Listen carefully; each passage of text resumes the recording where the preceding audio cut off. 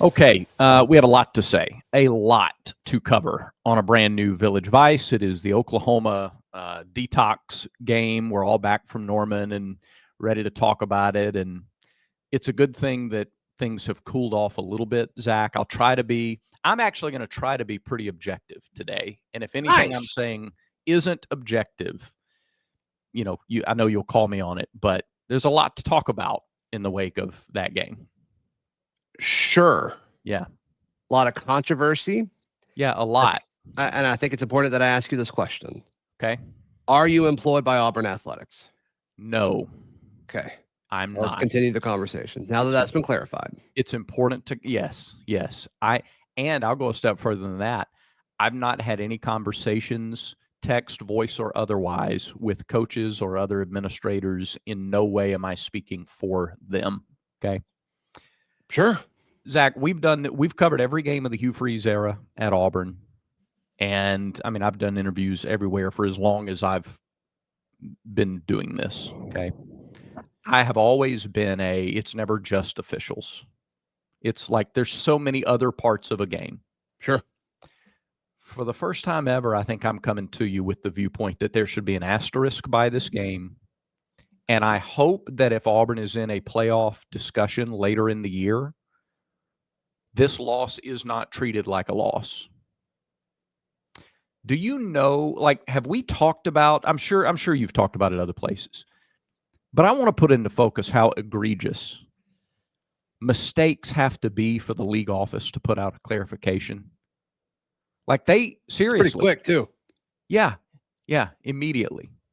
So there's a lot of different ways. I want to try to take some sort of organized approach to this. And I think it's going to be hard because there's so much to talk about from the game. But just the officiating standpoint. So Ben Arbuckle, Class Act, by the way, comes into the post-game presser and says, no, that was a legitimate play. We're talking about the illegal play where they use deception, which is clearly, objectively, not in a biased way whatsoever, a violation of rules. And that's why the SEC put out their statement. We're going to come to the SEC statement a little later and the audacity and hypocrisy of that. But the play itself, Oklahoma comes out and says, we checked with the officials and they were fine with it. It was a good play. Bob Stoops tells their radio guy they practiced it all week long. So, first of all, we've established intentionality on Oklahoma's part. That's intent to deceive. So either he's lying about checking it with the official, or the official is so inept that he clears it and doesn't realize right away that it's an intentional attempt to deceive. Mm-hmm. Neither of them is excusable. Both are inexcusable, unacceptable behaviors, whichever it is. All right. So that's number one. Second, I'm going to stop in a minute because I could just talk for 30 minutes and be done, but that's not what the people want. They want. No, this is great. They want what you want too. The statement that the SEC put out. All right. This is one of the two most powerful conferences in college athletics. We love to say it's the number one most powerful. It's one of the two most powerful, if not the most powerful. Stupid people aren't running around in that building in Birmingham, okay? You don't get to the positions that they're in by being stupid. Mm-hmm. Why are we putting out statements that do nobody any good whatsoever? Why are we doing this? What's the purpose? What does it help? What does it do? This is the league that showed us during COVID that we could make changes at the drop of a hat, that we could change outcomes. We could change schedules on 3 days' notice. By the way, tomorrow we're going to adjust the entire 9-game versus 8-game schedule. We're just going to do it because it was the right thing or time or whatever reason, because it fit everybody's interest. What's the purpose of putting out that statement? Admitting that they were wrong. You want me to answer it, or are you just? It's rhetorical, but I'm going to stop talking for a second, take a drink of water. So yeah, answer it. Why'd they put that statement out? Who are they covering? What does it do? Yeah, I mean, I wanted them to say something, and then they said it, and then I'm like, I actually feel worse now. Yeah, it's like, oh yeah, there's nothing that can be done. We all watched it in real time. The SEC people watched it in real time. The officials at the place watched it in real time. Everybody watched it in real time. Everybody knew what happened. Everybody saw it. Couldn't get away from it. And the best response is to put out a statement confirming what everybody knew in the first place, but doing nothing further. Doing nothing further. And the statement said what? That there would be further, but it would be without comment. There would be accountability. Yeah, further accountability, but without comment. What does that mean? Means nothing. Yeah. See, these people like to make you think that it's a really hard thing to be an official for an SEC football game. They like to make you think it's really difficult. Oh, these judgment calls are so tough, and how would you handle it in the heat of the moment?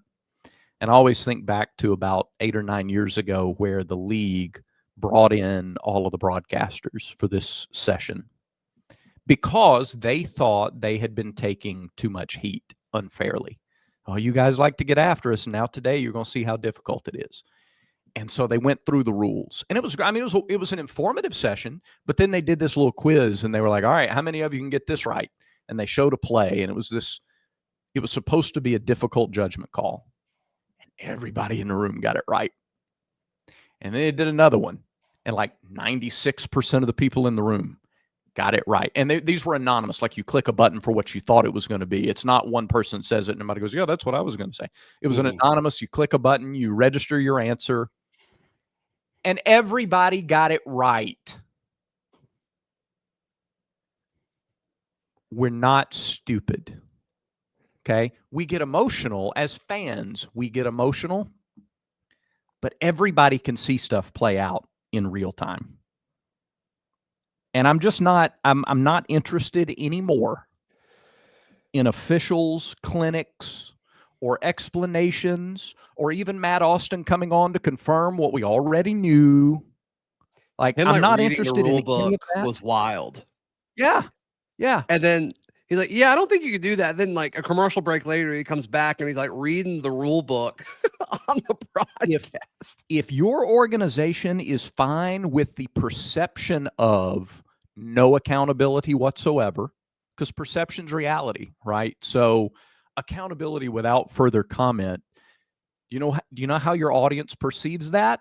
No accountability. That same crew worked the Florida LSU game the week before. And objective observers of that game, who were also objective observers of our game this past week, said, yeah, they did a terrible job that game too.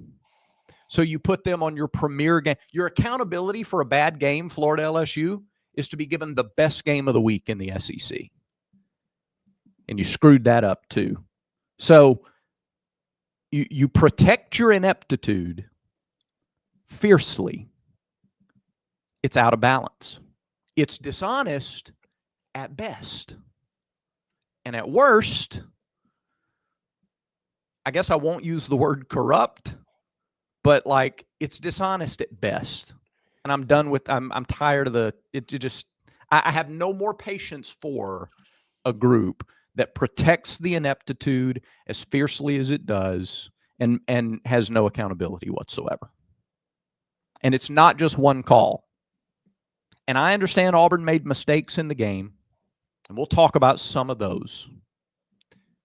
But at like moderately, 16 points were affected in a 7-point game. Moderately, conservatively, 7 points or 16 points were affected in a 7-point game. Break down the 16 for me real quick. Real quick. Just a minimum. And I'm all right. So I understand. All right. Let's take the safety away immediately because Auburn's not trying to pass play from behind with 4 minutes left in the game. So you're not in that situation. Okay. The 7 points they took off the board for the overturned fumble return touchdown. Got it. Okay. And then the 7 points that were given to Oklahoma. Okay. Got it. On the bogus play. Okay. If you want to make the argument, Zach, that they would have gone on to score a touchdown on that play, I'll at least listen if I'm trying to be a little more moderate down the middle. But It's now 2nd and 32 from, or 2nd and 37 from near midfield. Both touchdowns Oklahoma scored, by the way, were the result of gifts from the officials, because the second touchdown came after 30 yards on a pass play that earlier in the game you ruled an incomplete pass. Yeah, I think that's the call I'm most upset with. And let me be honest, I think the second one was correct. I think he caught it. I would have called that a catch. But if that's a catch, then he Yes. had possession when he fumbled it. Yeah. That's all anybody asks for is consistency. We do this Right. with umpires in baseball all the time. I don't care if the strike zone's bad. Make it bad for everybody. Make it the same. Right. Right. And then I know like it's become a meme at this point, like Cam Coleman getting tackled on the double pass or whatever. And like thankfully that didn't matter because Jackson was able to convert on the next play. But the huevos to convert on that next play, by the way. Holy cow. Yeah, which I didn't like the play call in that situation, but I think Jackson actually bailed out the play call on 3rd down. Yeah. When you know you're going for it on 4th down, like I don't think on 3rd and 11 is when you take a shot, but I don't know. It should have drawn a penalty. So I guess that's fine. But the still shot of that screenshot of him and like the ref looking the other way is wild. Yeah. It's like, what are you looking at? Yeah. There's nobody else over there. You're out of position. So you can't You just have like no awareness of what's happening. Right. Yeah. Again, at best, it's one thing. At worst, it's another. And I would push back a little and say that if they're given the ball in that situation at the 2, you don't take 2 more minutes off the clock. Now you're not, now when you get the ball back at the end, you got 6.5, 7 minutes to work with, as opposed to 4.5. Now, look, the last drive was, Oklahoma ate up everything. But Mason Thomas's sack when he entered the ball game. Our Mason Thomas. Yeah. Well, that are targeting. It's textbook targeting. He launched. He led with the crown of his helmet. Yeah. Yeah. Interesting. He made forcible contact to the head, leading with the crown of his helmet, and he launched. It is textbook targeting. It's another miss. I'm telling you, it was a bad game for the officials. And I said, look, I tweeted after the game, we love football so much because it teaches great life lessons. It teaches sometimes you will suffer loss that hurts a lot because of mistakes you make that are your fault. Sometimes you will suffer loss that hurts a lot because of mistakes other people make, decisions other people make that are blatantly wrong. And in either situation, the only thing you can do is get up, carry on, play the next play, play the next game, keep going. And Auburn's in that spot. I just don't have a lot of I don't have a lot of patience for if Auburn hadn't had 13 penalties, and if Auburn had done this better, and if Auburn had done that better. I'm not the blame the officials guy. Mm-hmm. This wasn't normal. This was a different level. Everybody makes mistakes. It's a human game. There's human error. You have to account for that. But to ask this team to make up for that level of struggle, just don't think that's realistic against a top 10 team on the road. So, all right. I've got the officials part out of my system. You look sharp in that Roback hoodie. Thanks. You can get one too. Roback.com. Use promo code BARN20 to get 20% off your order. They got Auburn branded stuff. They've got polos. They've got quarter zips. They've got the performance hoodies like I'm wearing and what this gentleman in the picture is wearing right here. So use promo code BARN20 for 20% off at Roback.com. Okay, so if you're talking about reasons Auburn lost the game, Auburn lost the game. They lost. Once you move, they scored fewer points on the official final scoreboard. Yep. So once you go from officials here, once you climb down many, many levels of stairs, what's going on with special teams play, Zach? Yeah. Can we do something else before we go to special teams? Do you mind? Yeah, Do you mind? Go ahead. The the way the last drive was handled was an abject disaster. It wasn't I mean, good. it was Yeah. awful. They didn't look prepared. Yeah. They didn't look like anybody wanted it. The nonchalantness to it as far as the approach, like it was everything that you would not want. Focus, play calling, execution. And like I'm more concerned about that than other things. Like we can't control the officiating. We can control how we approach clutch situations. Yeah. And once again, kind of felt like Missouri last year, where like we were the better team for most of the game, and then somebody has to make a play. Yeah. Whether it's the defense getting a stop, which they weren't able to do last year against Missouri, they weren't able to do it against Oklahoma on Saturday. Because you can say whatever you want about the officiating. If they get the ball back or if they force a stop or whatever, Yeah. it's a different situation. I mean, it does help on offense. You had plenty of time, 4.5 minutes, 2 timeouts in the 2-minute timeout, and it's like, what was that? Yeah. I mean, what an absolute joke that was. Yes, I don't put that second on my list though of why Auburn lost the game. Like I don't, because I thought the drive before I understand, but that's something that we haven't had. Yeah, we've seen that opportunity so many times during this head coach's tenure. Yeah. And I mean, really only once has like somebody stepped up in that situation on either side of the ball. Yeah. I think Auburn has plenty of dudes, but if you like the dudes aren't stepping up on defense in those situations. And then on offense, we can't get it to Cam Coleman or Eric Singleton or Malcolm Simmons, these dudes that we have in key situations. And that's something that happens over and over and over again. I mean, the special team stuff does too, for sure. Yeah. But I'm just tired of that, man. That's something where like we got to get better in those situations or we're never going to win a close game. I would say, yes, it's different when there's 4.5 minutes is when there's 8 minutes left. But the drive before that where Auburn took their first lead of the game was a pretty clutch drive. I mean, you have Jackson converting 4th and 11. And you know what, though? It's like they thought they won. Yeah, I mean, because everything after that was it was 100% Oklahoma. And that wasn't officiating. I know you pointed out the targeting or whatever. I think you said that happened later, the potential targeting, but that was earlier. Yeah, that was earlier. Okay. No, that was the drive though where they ruled the pass incomplete originally, but then they went back and gave him the completed pass in bounds. So they gave him 30 yards on that drive and set him at the very next play. I think it was the very next play Mateer goes in for the touchdown. So,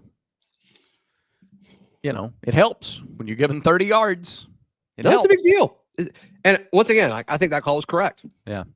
But all they needed in that situation was a field goal, and they did move the ball well. He completed a much higher percentage of his passes in the second half. I thought both teams made some big adjustments offensively after the first quarter and certainly after the first half.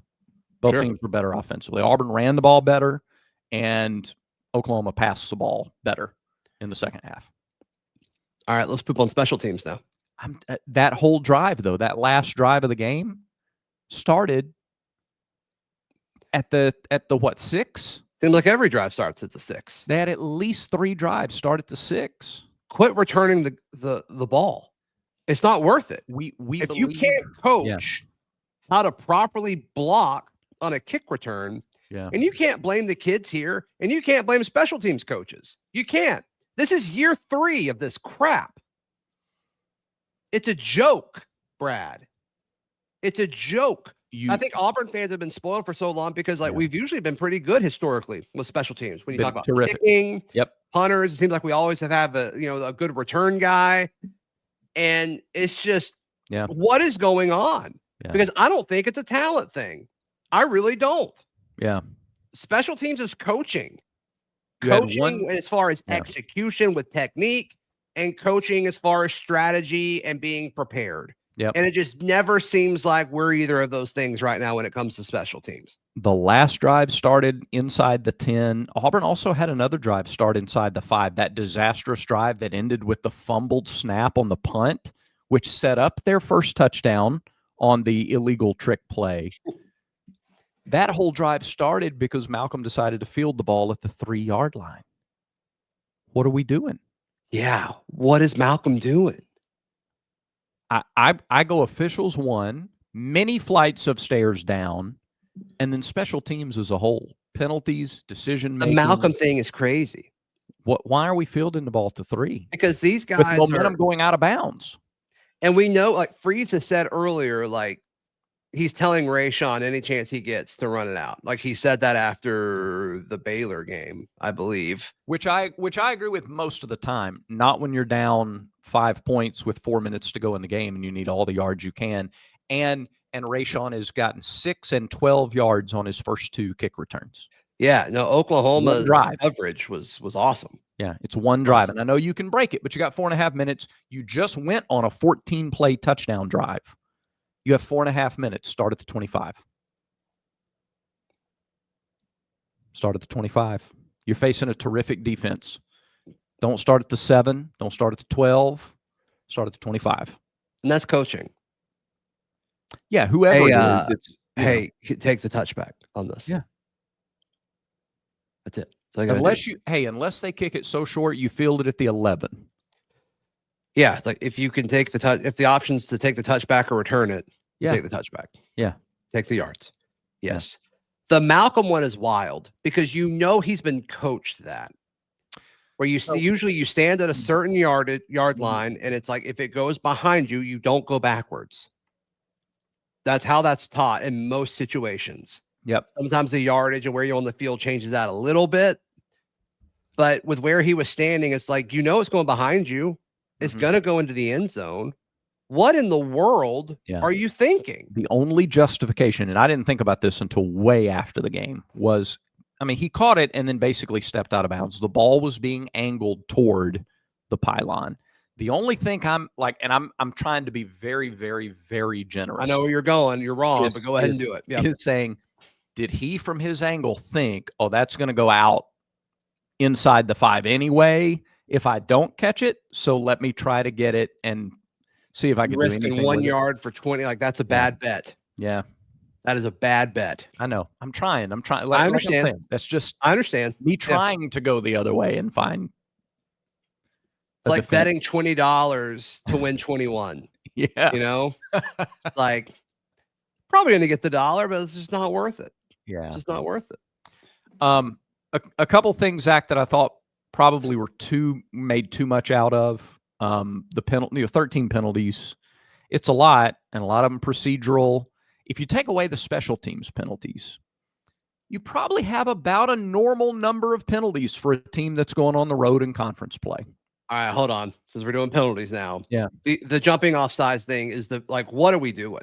Yeah. What are we doing? I know y'all getting cooked on the edges.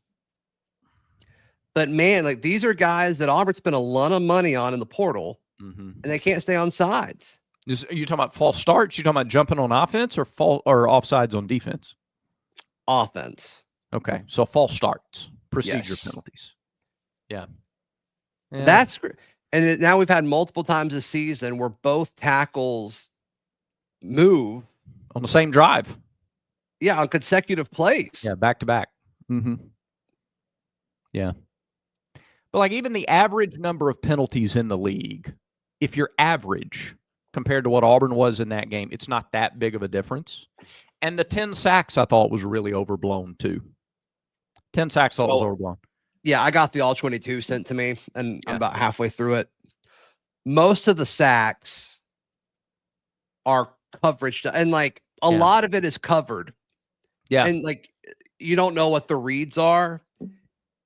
He still has no clock in his brain. Yeah, he's holding the ball. Yeah, this was the first time you saw him really multiple times hold the ball way too long. Which is so it's so different than what you expect though. When we saw Stidham get sacked once, it's all right, he's leaving the pocket in a heartbeat. Yeah. My guy gets sacked 7 times or whatever in the first half, and he's still just standing in there. Well, there are coaches that would die to put that kind of trait in some of these quarterbacks that can't stay in the pocket. It's almost he's too comfortable in the pocket. Well, and some of those, Zach, too, are in Stidham's case, and this game had way too many similarities to the 2017 Clemson game at their place. Same. Brent Venables calling both defenses, by the way. That's fair. Was that Stidham? So half of these were Jackson deciding to run just too late when they were already on top of him. He was like, he had taken 2 or 3 steps to try to run, but because of the way we calculate or categorize sacks, it goes down as a sack. It was a quarterback run. On a passing play where all the passing options were gone. What I'm saying is it's not like he got blindsided 11 times in the game. Right. So, right. and There were a few, though, where it felt like he was standing back there for 6 seconds. And it's for like, sure. and you can't do that. You can't do that. Either Point. throw it away or run. Yeah. Completely. Yeah. No, I yelled so many times. I'm counting like 1, 2, 3, go. And point being that if you're down on the offensive line because you see they gave up 9 sacks, it is 9, by the way. They went and reclassified one of them because you see 9 sacks. I thought the offensive line protected fine. They did what you ask the offensive line to do in pass protection. Yeah, I don't think there were a few that were on them, but not 9. Not 9. I would say not 6. A normal amount in a game's worth was on them. Yeah. Yeah. And I haven't gotten to the last drive yet on the film review stuff. Yeah. But watching in real time, like it seemed like there were issues as far as who was getting who. But Oklahoma may have been sending 6. Like it felt like they were sending a lot on that last drive. They were very aggressive, which was definitely the right call. And they were twisting a lot the entire game, man. Those tackles twisted. They did a lot of that. I think they did a decent job picking it up, honestly. Yep. There were a few guys out of place. Let me tell you what, though. Hale Ellis coming in, he's 17, by the way. Him coming in for I think he only played 5 snaps according to Pro Football Focus, but very impressive. Yeah. We're fine. Yeah. We're going to miss Connor, but next year, Hale Ellis will be ready. Yeah, absolutely. Yeah. It's also telling because throughout camp, we saw Dylan Cinda at the 2, and I'm a little surprised Dylan Wade didn't shift down to center. This coaching staff's like, no, let's put the 17-year-old in. Let's do it. Wow. Yeah, he was good. He was fine. He was awesome. He was good. Yeah. He only played 5 snaps. Didn't allow pressure in those 5 snaps. What else can you ask for? Right. That's a good point. 17. 17 years old. We make a big deal of that in college football. I love it. I think it's great. And that's why I'm so officials focused coming out of this game is I think the normal amount of adversity you inflict on yourself in a road game in a good environment against a top 10 team. I think you didn't see much more than that in this from Auburn. Relative to what you would typically, they're not robots, they're not machines. You're going to have some human error in that situation. Not that the environment I thought was overwhelming, Zach. I thought that was one of the most underwhelming top 10 road environments to have such history, such tradition. I didn't think they got all that loud until the safety or the sack before the safety. Okay. They were a bunch of empty seats. It was just kind of whatever. But I don't know. I thought the offensive line played fine. I thought that, you have missed opportunities for sure that had nothing to do with like Jackson overthrowing Cam Coleman by 6 inches on a stutter and go that is a sure touchdown. That's another thing with Jackson, though, where that doesn't have to be thrown on a line. No, he beat the guy so much. Yep. Put a little air under it. That doesn't have to get there right away. Yeah. It was like Bo's pass to Seth Williams at Florida in 19. He's there. He's so wide open. But there was a play before that where Cam kind of halfway runs through the route and then he gets overthrown. That was before that play. Right. You're so close on a couple of these if you can just get those details. But again, all of that notwithstanding, you play well enough to win the ball game. It's another one of these just gut crushing, kick in the neck type of games where you get to go on the road for a top 10 team again this week. Yeah. So tough. And now you do it again this week. Yep. All right, that does it for today's show. Thanks, everybody, for watching. Subscribe if you haven't. You'll get notified anytime there is a new edition of Village Vice, just like this one. Everyone has vices. Remember that. Until next time, everyone has vices. Make sure Village Vice is one of yours.